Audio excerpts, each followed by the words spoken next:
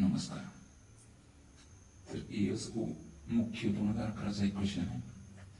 एक कार 3 तासात 105 किलोमीटर जाते, तर त्याच वेगाने गेल्यास ती कार 5 तासात किती अंतर कापेल? तर याला आपण असं सॉल्व्ह करू शकतो. एक कार 3 तासात म्हणजे 3 तासात 105 किलोमीटर अंतर कापते, तर ती त्याच वेगाने 5 तासात किती अंतर कापेल म्हणजे आपण x म्हणू.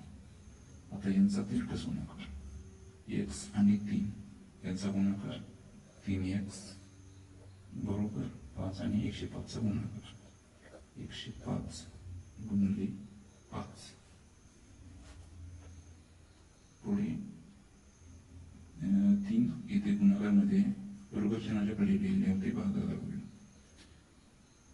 x बरोबर 105 गुणिले 5 छेद 3.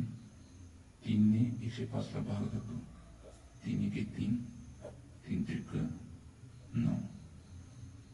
राहिला 1 आणि हे 5.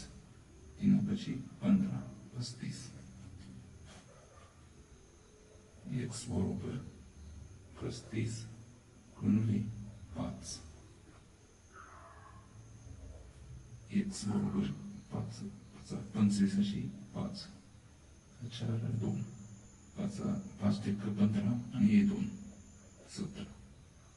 तर ती कार 105